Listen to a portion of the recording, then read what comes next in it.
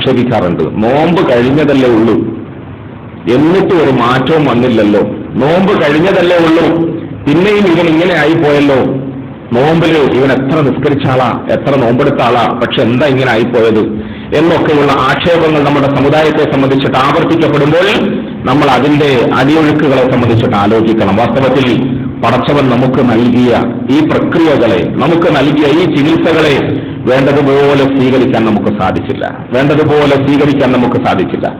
യഥാർത്ഥത്തിൽ 10-20 ദിവസക്കാലത്തെ കഠിനാധ്വാനത്തിലൂടെ നമ്മുടെ ഉള്ളും പുറവും ഒരുപോലെ കഴുകി വൃത്തിയാക്കി ശുദ്ധിയാക്കി സ്വർഗം എന്ന് പറയുന്ന അള്ളാഹുവിന്റെ അനുഗ്രഹീതമായ ഭവനത്തിലേക്ക്, ശുദ്ധമായ ഭവനത്തിലേക്ക്, സാലിഹ്യങ്ങളും മുത്തഖീങ്ങളും മാത്രം പ്രവേശിപ്പിക്കപ്പെടുന്ന ആ ഭവനത്തിലേക്ക് കയറാനുള്ള യോഗ്യതയോടുകൂടി പള്ളിയുടെ ഉള്ളിൽ വന്നിരുന്ന് എത്തിക്കാഫ് അനുഷ്ഠിച്ചുകൊണ്ട് പടച്ചവനെ ഈ പാവപ്പെട്ടവന്റെ ദരടിയെയും നരകത്തിൽ നിന്ന് മോചിപ്പിക്കണേ, ഈ പാവപ്പെട്ടവനെയും നീ നിന്റെ സ്വർഗത്തിൽ കടത്തണേ എന്ന് പറയാനാണ് നമ്മുടെ റസൂൽ സല്ലല്ലാഹു അലൈഹി വസല്ലം തങ്ങൾ പഠിപ്പിച്ചത്. പ്രിയമുള്ളവരെ, അള്ളാഹു അവന്റെ ഔദാര്യം കൊണ്ട്, അനുഗ്രഹം കൊണ്ട്, ഓശാരം കൊണ്ട്, ഫള് കൊണ്ട് സാധുക്കളായ നമ്മളെ ഒക്കെ നമ്മളുടെ ചെറിയ ചെറിയ അമലുകളെ സ്വീകരിച്ചുകൊണ്ട് നല്ലവരുടെ കൂട്ടത്തിൽ വിളിക്കുമാറാകട്ടെ, ചേർക്കുമാറാകട്ടെ. ഓട്ടടാ, നിന്റെ ഒക്കെ ഞാൻ മാപ്പാക്കി, നിന്റെ ചെറിയ ചെറിയ പണിയൊക്കെ ഞാനങ്ങ് സ്വീകരിച്ചു എന്ന് കാരുണ്യത്തോടുകൂടി പറഞ്ഞ് ആ കവാടത്തെ തുറന്ന് അതിന്റെ ഉള്ളിലേക്ക് പ്രവേശിപ്പിക്കുന്ന സാധുക്കളെ അള്ളാഹു നമ്മളെ പെടുത്തി തരുമാറാകട്ടെ. നമ്മുടെ അമലുകളൊക്കെ അള്ളാഹു സ്വീകരിക്കുമാറാകട്ടെ. അതിന്റെ പോരായ്മകളെയും കുറവുകളെയും ഒക്കെ അള്ളാഹു നമുക്ക് മാപ്പാക്കി തരുമാറാകട്ടെ. പ്രിയമുള്ളവരെ, പരിശുദ്ധ ഖുർആനിൽ ഇന്നലെ ഓതിക്കേട്ട ചില്ലറ ആയാത്തുകൾ, സൂറത്തുകൾ, അതിലൂടെ വിനീതമായി എനിക്ക് ബോധ്യപ്പെട്ട ഒരു സംഗതി, പരിശുദ്ധ റമദാനിൽ നിന്നും ഇത്രയും ദിവസക്കാലത്തെ അമലുകളിലൂടെ, ഇബാദത്തുകളിലൂടെ, സൽക്കർമ്മങ്ങളിലൂടെ, അതുമായി നമ്മൾ പുലർത്തിയ താൽക്കാലിക ബന്ധത്തിലൂടെ നമുക്ക് നേടിയെടുക്കാനുള്ള ഏറ്റവും വലിയ ഒരു സംഗതി, ഒരു സ്വത്ത്, സമ്പാദ്യമെന്ന് പറയുന്നത് കാരുണ്യവാനായ നമ്മുടെ രക്ഷിതാവിനെ സംബന്ധിച്ചിട്ടുള്ള ഒരു തിരിച്ചറിവാണ്. ഞങ്ങൾക്കൊരു റബ്ബുണ്ട് എന്ന അറിവ്, ഞങ്ങൾക്കൊരു രക്ഷിതാവുണ്ട്. ഞങ്ങളെ എത്ര മാലിന്യത്തിൽ നിന്നും, അഴുക്കുകളിൽ നിന്നും, പാപക്കറകളിൽ നിന്നും തിരിച്ചുപോയി പടച്ചവനെ എന്ന് വിളിച്ചാൽ 2 കൈയും നീട്ടി സ്വീകരിക്കാൻ ഞങ്ങൾക്കൊരു റബ്ബുണ്ട് എന്ന ബോധ്യമാണ് പ്രിയമുള്ളവരെ എനിക്ക് നിങ്ങൾക്ക് ലഭിക്കേണ്ടത്. റമളാനിലൂടെ നമുക്ക് നേടിയെടുക്കാനുണ്ടായിരുന്നത് എന്താണ് എന്ന് പരിശോധിക്കുമ്പോൾ അതിന്റെ റഹ്മത്താണ്, മഗ്ഫിറത്താണ്, ഇത്ഖാണ് എന്നൊക്കെ പറയുന്നതിനേക്കാൾ ഉപരി ഏറ്റവും കൂടുതൽ എനിക്കും നിങ്ങൾക്കും നേടിയെടുക്കാനുള്ള ഒരു സംഗതി നമുക്കൊരു റബ്ബുണ്ട് എന്ന ബോധം, നമുക്കൊരു റബ്ബുണ്ട് എന്ന തിരിച്ചറിവ്. നമുക്കൊരു റബ്ബുണ്ട്, അവൻ പുറത്തു തരുന്നവനാണ്, മാപ്പ് ചെയ്യുന്നവനാണ്, തിരിച്ചെടുക്കുന്നവനാണ്, വിട്ടുവീഴ്ച ചെയ്യുന്നവനാണ്. എത്ര വലിയ അക്രമികളോടും, എത്ര വലിയ കേടികളോടും, എത്ര വലിയ പോക്കലുകളോടും വിശാല മനസ്ഥിതിയോടുകൂടി മാപ്പ് ചെയ്യുന്നവനാണ്. അങ്ങനത്തെ ഒരു റബ്ബ് നിനക്കുണ്ട്, അങ്ങനത്തെ ഒരു റബ്ബ് എനിക്കുണ്ട് എന്ന തിരിച്ചറിവും ബോധവുമാണ് വാസ്തവത്തിൽ ഈ നാളുകളിലൂടെ നമുക്ക് ലഭിക്കേണ്ടത്. ഞാൻ എന്റെ വിനീതമായ ചിന്തകൾ എന്റെ പ്രിയപ്പെട്ട സഹോദരങ്ങളോട് പങ്കുവെക്കുകയാണ്, ഒരു പ്രസംഗം നടത്തുകയല്ല. നമ്മൾ ചില ആളുകളെ സംബന്ധിച്ചിട്ട് അവർ വലിയ ഉസ്താദന്മാരാണ്, അവർ വലിയ ഷേഖന്മാരാണ്, അല്ലെങ്കിൽ അവർ വലിയ മന്ത്രിമാരാ, അവർ വലിയ നേതാക്കന്മാരാ. അവരുടെ അടുത്തോട്ടൊന്നും നമുക്ക് പോകാൻ തന്നെ കഴിയില്ല. അവരും നമ്മളും എത്ര ദൂരത്താണ്. ഇങ്ങനെ ചിന്തിച്ചിരുന്നു. യാദൃച്ഛികമായി ഒരു യാത്രയിൽ അവരോടൊപ്പം ഒരേ വാഹനത്തിൽ സഞ്ചരിക്കാൻ അവസരം കിട്ടിയെന്ന് വിചാരിക്കുക. ദീർഘമായ യാത്രയിൽ 2 ദിവസം 3 ദിവസം നമ്മൾ അവരോടൊപ്പം സഞ്ചരിച്ചപ്പോൾ മറ്റാരുമില്ലാത്ത ആ സമയത്ത് നമ്മൾ വലിയ ഉസ്താദായി, വലിയ ഷേഖായി, വലിയ നേതാവായി കണക്കാക്കിയിരുന്ന ഈ ആള് നമ്മളോട് ചിരിച്ചു. അപ്പൊ നമ്മൾ തിരിച്ചു ചിരിച്ചു. നമ്മളോട് വിശേഷം ചോദിച്ചു, നമ്മൾ അങ്ങോട്ട് വിശേഷം പറഞ്ഞു. വീണ്ടും വിശേഷങ്ങൾ ആവർത്തിച്ചു. ഇങ്ങനെ 2-3 ദിവസക്കാലം നമ്മൾ തമ്മിൽ അങ്ങോട്ടും ഇങ്ങോട്ടും വർത്താനം പറയാൻ ഒരവസരം കിട്ടിയപ്പോൾ നമ്മൾ മനസ്സിലായി, നമ്മൾ വിചാരിച്ച പോലൊന്നും അല്ല ഇത്. നമ്മൾ വിചാരിച്ചതുപോലെ വലിയ ഉസ്താദും വലിയ ഷേഖും ഒക്കെ ആണെങ്കിലും ആള് നല്ല മനുഷ്യനാണ്, എല്ലാരോടും ചിരിക്കുന്നു, എല്ലാരോടും വർത്താനം പറയും. നമ്മൾ വിചാരിച്ചത് നമുക്കൊന്നും വർത്താനം പറയാൻ കഴിയില്ല. ഇത്രയും വലിയ മനുഷ്യനുമായിട്ട് ഇങ്ങനെ ഒരു ബന്ധം പുലർത്താനും സ്ഥാപിക്കാനും സാധിച്ചല്ലോ, അൽഹംദുലില്ലാഹ് എന്ന് നമുക്ക് തോന്നാറുണ്ട്. വാസ്തവത്തിൽ റമളാനിന്റെ ആദ്യത്തെ 10 ദിവസത്തിൽ റഹ്മത്ത് പൊഴിച്ചുകൊണ്ടിരിക്കുന്ന പടച്ചവനെ പരിചയപ്പെട്ടപ്പോൾ അത് മറ്റു മാസങ്ങളെയും ദിവസങ്ങളെയും അപേക്ഷിച്ച് കുറച്ച് കൂടുതലായി ഖുർആൻ ഓതിയിട്ടും, കൂടുതലായി നമസ്കരിച്ചിട്ടും, കൂടുതലായി പട്ടിണി ഇരുന്നിട്ടും പടച്ചവനെ കുറിച്ചിട്ട് അടുക്കാൻ അവസരം കിട്ടിയപ്പോൾ തരക്കേടില്ല, അവൻ റഹ്മാനാണ്, അവൻ കാരുണ്യവാനാണ്. നമ്മൾ വിചാരിച്ചതുപോലെ തൊട്ടതിനും പിടിച്ചതിനും ഒന്നും നരകത്തിലിട്ട് ശിക്ഷിക്കുന്നവനല്ല, നമ്മളുടെ അബദ്ധങ്ങളൊക്കെ അവൻ മാപ്പാക്കി തരുന്നവരാണ്. രണ്ടാമത്തെ 10 ദിവസത്തിൽ കുറച്ചുകൂടി അടുത്തപ്പോൾ ഞാൻ പാപിയാണ്. വഹ്ശി റളിയല്ലാഹു അൻഹു അവരുകൾ പറഞ്ഞതുപോലെ വഹ്ഷിക്ക് അവിടെ പുറത്തു കിട്ടാനാ. വഹ്ശി അവന്റെ ഈ കൈകളൊക്കെ പാപഭംഗിലമാണ്. വഹ്ശി അവന്റെ ശരീരം കൊണ്ട് പാപമല്ലാത്ത മറ്റൊന്നും ചെയ്തിട്ടില്ല. വഹ്ഷിയുടെ മനസ്സ് മലിനമാണ്. വഹ്ഷിയുടെ ജീവിതം അങ്ങേയറ്റം ദുർഗന്ധം വമിക്കുന്നതാണ്. വഹ്ശി ഇതൊക്കെ ചെയ്തതിനു പുറമെ മുത്തായ ഹബീബ് സല്ലല്ലാഹു അലൈഹി വസല്ലമ തങ്ങളുടെ കണ്ണുകളെ കരയിപ്പിച്ചവനാണ്. അവിടുത്തെ പ്രിയപ്പെട്ട അലാഫയെ ചാട്ടുളി പ്രയോഗത്തിലൂടെ അറുവല നടത്തിയവനാണ്. കൊന്ന് മലർത്തിയിട്ട് ഹംസ എന്ന പ്രിയപ്പെട്ട പിതൃവ്യനെ വെറുതെ വിടാതെ നെഞ്ചി പുലർത്തി അതിൽ നിന്നും കരള് പുറത്തെടുത്ത് ചവച്ചരച്ച് പ്രതികാരം കൊടുക്കാൻ വേണ്ടിയിട്ട് ഹിന്ദുന് കൊടുത്തവനാണ്. ഈ വർഷയ്ക്ക് അവിടെ പുറത്തെടുത്താണ് ഇല്ല, ഈ വർഷയ്ക്ക് മാപ്പ് കിട്ടൂല. പടച്ചവന്റെ റസൂൽ സല്ലല്ലാഹു അലൈഹി വസല്ലമ തങ്ങളുടെ സന്നിധിയിൽ ദൂതന്മാരെ അയച്ച് ആ മനുഷ്യന്റെ മനസ്സ് പറഞ്ഞു കേൾപ്പിച്ചപ്പോൾ അള്ളാഹു ആയത്തിറക്കി. ആദ്യം ഒരായത്തിറക്കി. അള്ളാഹുവിന്റെ ആ ആയത്തിലൂടെ വഹ്ശി ആശ്വസിപ്പിക്കാൻ ശ്രമിച്ചു. ഇല്ല, അത് സാധാരണ പാപികൾക്ക് പറഞ്ഞ വാക്കാണ്, വഹ്ശിയെ പോലത്തെ ആൾക്കല്ല. വഹ്ശിക്ക് പുറത്തുവിട്ടു. വീണ്ടും അള്ളാഹു സുബ്ഹാനഹു വ തആല ആയത്തിറക്കി. അപ്പോഴും വഹ്ശി പറഞ്ഞില്ല, നിങ്ങൾ വിചാരിക്കുന്നത് പോലെയല്ല, ഞാൻ ഇവിടെ ഉള്ളവരുടെ കൂട്ടത്തിൽ ഏറ്റവും വലിയ അക്രമിയാണ്. അവസാനമായി നമ്മുടെ കാരുണ്യവാനായ റബ്ബ് ഇന്നലത്തെ തറാവീഹ് നമസ്കാരത്തിൽ ഓതിക്കേട്ട വചനം അവതരിപ്പിച്ചു. യാ ഇബാദിയല്ലദീന അസ്റഫൂ അലാ അൻഫുസിഹിം ലാ തഖ്നതു മിർ റഹ്മത്തില്ലാഹ് ഇന്നല്ലാഹ യഗ്ഫിറു ദുനൂബ ജമീഅ ഇന്നഹു ഹുവൽ ഗഫൂറുർ റഹീം. നബിയേ സല്ലല്ലാഹു അലൈഹി വസല്ലം സമൂഹത്തോട് പറയും, ജനത്തോട് പറയും, ലോകത്തോട് പറയും, എന്റെ അടിയാളോട് പറയും.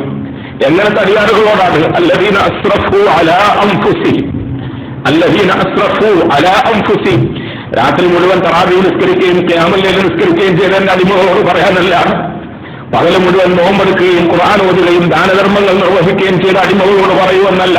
പിന്നെയോ ആർക്കും വേണ്ടാതെ, ആരും തിരിഞ്ഞു നോക്കാതെ, ആരും ഉപദേശിക്കാതെ, ആരും നേരായ മാർഗത്തിലേക്ക് തെളിയിക്കാനോ നടത്താനോ ഇല്ലാതെ തള്ളപ്പെട്ടവനായി, മോശപ്പെട്ടവനായി, കുടിയനായി, മുടിയനായി, മോശക്കാരനായി, പള്ളിയിൽ നിന്നും മഹല്ലിൽ നിന്നും കുടുംബത്തിൽ നിന്നും വീട്ടിൽ നിന്നും ഒക്കെ പുറത്താക്കപ്പെട്ടവനായി, തെരുവോരങ്ങളിലൂടെ മദ്യത്തിനും മയക്കുമരുന്നിനും അടിമപ്പെട്ടവനായി, കഞ്ചാവിനും വൃത്തികൾക്കും അടിമപ്പെട്ടവനായി അലഞ്ഞു തിരിഞ്ഞു നടക്കുന്ന വഹ്ശിയെ പോലത്തെ എന്റെ അടിമകളുണ്ടെങ്കിൽ 1500 വർഷങ്ങൾക്ക് ശേഷവും അവരെ വിളിക്കുന്ന നബിയെ ഞാനിവിടെ ഉണ്ട്.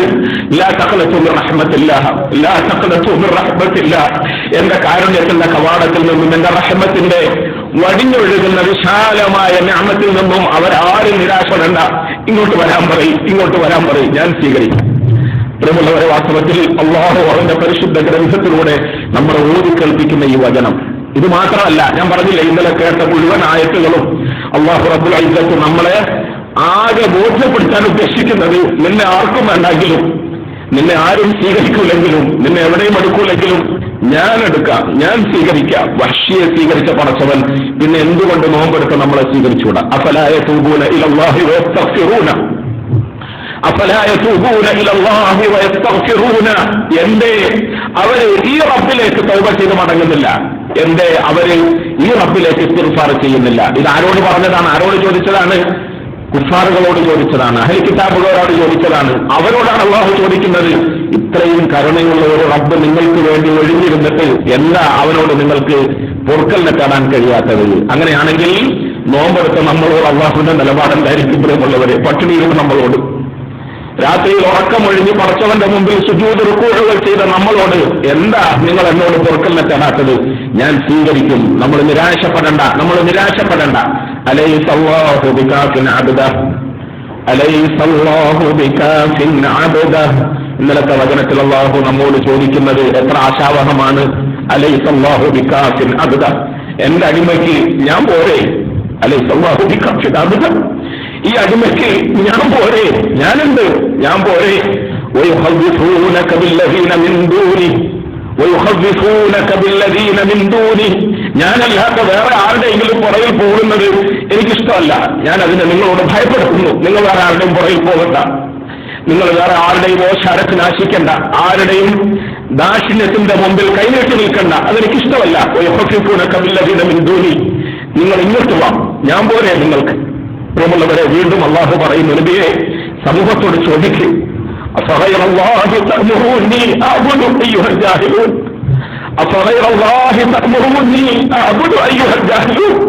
ഇത്രയും കാരുണ്യവാനായ, ഇത്രയും സ്നേഹനിധിയായ, ഇത്രയും വാത്സല്യനിധിയായ എന്റെ റബ്ബിനെ അല്ലാതെ വേറെ ആരുടെ മുമ്പിലാണ് ഞാൻ ആരാധനകൾ അർപ്പിക്കേണ്ടത്, എന്റെ വേദനകൾ സമർപ്പിക്കേണ്ടത്, എന്റെ വിഷമങ്ങൾ പറയേണ്ടത്? വേറെ ആരോടെങ്കിലും പറയണമെന്നാണോ നിങ്ങൾ പറയുന്നത്? അയ്യുഹൽ ജാഹിലൂൻ, നിങ്ങൾ വിവരം കെട്ടവരാണ്, അതുകൊണ്ടാണ് നിങ്ങൾ അങ്ങനെ പറയുന്നത്. ഇല്ല, എന്റെ ഈ റബ്ബിന്റെ മുമ്പിൽ, എന്റെ ഈ റബ്ബിന്റെ മുമ്പിൽ എന്റെ എല്ലാ വേദനകളും കേൾക്കാൻ, എന്റെ എല്ലാ വിഷമങ്ങളും കേൾക്കാൻ, എന്റെ എല്ലാ പ്രയാസങ്ങളെയും കേൾക്കാൻ, അതൊക്കെ പരിഹരിച്ചു തരാൻ തയ്യാറായി നിൽക്കുന്നവനായ എന്റെ റബ്ബിന്റെ മുമ്പിലല്ലാതെ വേറെ ആരുടെ മുമ്പിലും എനിക്ക് പറയാനില്ല. അവന്റെ മുമ്പിലല്ലാതെ വേറെ ആരുടെ മുമ്പിലും എന്റെ തല ഞാൻ ചായ്ക്കാനുമില്ല. മഹാനായ ഉമർ ഇബ്നുൽ ഖത്താബ് റളിയല്ലാഹു അൻഹു അവരുടെ കാലത്ത് ഒരു മനുഷ്യനെ സംബന്ധിച്ച് അദ്ദേഹത്തോട് പരാതി പറയപ്പെട്ടു. ഇന്നലെ സൂറത്ത് ഗാഫിർ ഓതി. അത് ഓതിയപ്പോൾ അതുമായി ബന്ധപ്പെട്ട ചില കാര്യങ്ങൾ ചിന്ത വന്നത് എന്റെ പ്രിയപ്പെട്ട സഹോദരങ്ങളോട് ഞാൻ പങ്കുവെക്കാം. സൂറത്തുൽ ഗാഫിറിന്റെ വചനം. ഉമർ ഇബ്നുൽ ഖത്താബ് റളിയല്ലാഹു അൻഹു അവരുടെ ഭരണകാലത്ത് ഒരാളെ സംബന്ധിച്ചിട്ട് പരാതിപ്പെട്ടു. ഒരാളെന്ന് പറഞ്ഞാൽ നാട്ടിലെ പോക്കരിയാണ്, തെമ്മാടിയാണ്, നാട്ടുകാർക്ക് ഇടങ്ങേറവും കുഴപ്പവും കുലുമാലവും ഒക്കെ ഉണ്ടാക്കുന്ന ഒരു വലിയ കേടി, ഒരു തെമ്മാടി. ആ മനുഷ്യനെ സംബന്ധിച്ചിട്ട് പരാതി പറഞ്ഞു. സാധാരണഗതിയിൽ ഉമർ ഇബ്നുൽ ഖത്താബ് റളിയല്ലാഹു അൻഹു അവരുടെ സ്വഭാവവും അദ്ദേഹത്തിന്റെ ശൈലിയും അദ്ദേഹത്തിന്റെ ഭരണ രീതിയും ഒക്കെ മനസ്സിലാക്കിയ ആളുകൾ ഈ മനുഷ്യനെതിരെ കർശനമായ ഒരു നടപടി ആഗ്രഹിച്ചുകൊണ്ടാണ്, ഈ മനുഷ്യനെതിരെ നമ്മുടെ ഭാഷയിൽ പറഞ്ഞാൽ അറസ്റ്റ് വാറണ്ടും ജാമ്യമില്ലാ വാറണ്ടും ഒക്കെ പ്രതീക്ഷിച്ചുകൊണ്ടാണ് പരാതിയുമായി വന്നത്.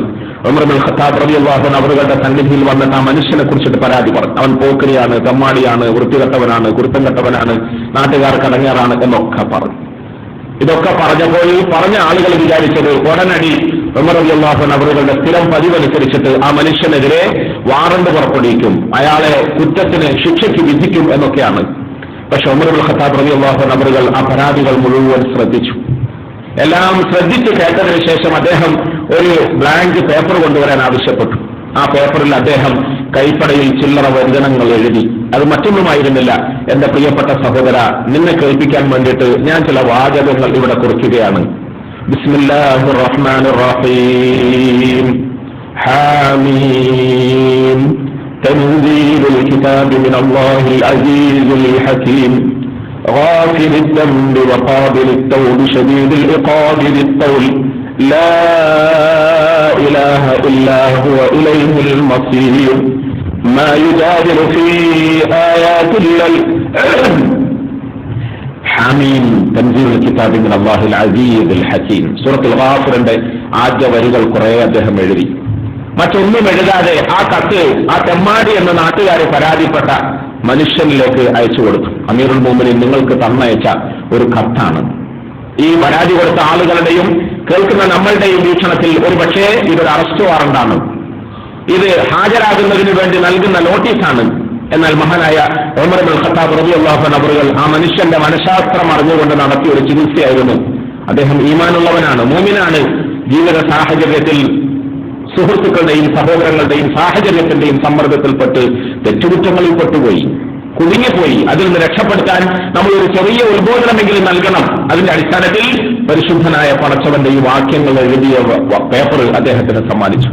ആ ഈമാനുള്ള മനുഷ്യൻ, ഈമാനുണ്ട് എന്നാലും അബദ്ധത്തിൽ പാപങ്ങൾ ചെയ്തുപോയി, തെറ്റുകൾ ചെയ്തുപോയി. മദ്യപാനിയായ സഹോദരൻ രാത്രിയിൽ അവന്റെ മനസ്സ് അലങ്കോലപ്പെടുമ്പോൾ പണമില്ലെങ്കിലും ആരോടെങ്കിലും തെരഞ്ഞിട്ടോ തെണ്ടിയിട്ടോ കത്തിട്ടോ മോഷ്ടിച്ചിട്ടോ മദ്യം കുടിക്കുന്നു. അവൻ രാത്രി സുഖമായി, അവന്റെ അർത്ഥത്തിൽ രാത്രി സുഖമായി ഉറങ്ങുന്നു. പ്രഭാതത്തിൽ ഉണർന്നെഴുന്നേൽക്കുമ്പോൾ ഏത് മദ്യപാനോടും ചോദിക്കും, പ്രിയമുള്ളവരെ, അവന്റെ മനസ്സ് വേവലാതിപ്പെടുന്നു. ഞാൻ ചെയ്യേണ്ടിയില്ലായിരുന്നു, ഞാൻ ചെയ്യേണ്ടിയില്ലായിരുന്നു, ഞാൻ ചെയ്യേണ്ടിയില്ലായിരുന്നു, ചെയ്യാൻ പാടില്ലായിരുന്നു. പ്രിയമുള്ളവരെ, ഞാൻ ചെയ്യേണ്ടിയില്ലായിരുന്നു, ചെയ്യേണ്ടിയില്ലായിരുന്നു, ചെയ്യാൻ പാടില്ലായിരുന്നു എന്ന് ചിന്തിച്ചിരിക്കുന്ന ഈ അടിമയോട് വാടാ, നീ പാടില്ല എന്ന തിരിച്ചറിവോടുകൂടി പടച്ചവനെ പുറത്തു തരണേ എന്ന് പറഞ്ഞാൽ അള്ളാഹു പുറത്തു തരും, അള്ളാഹു പുറത്തു തരും. നമ്മുടെ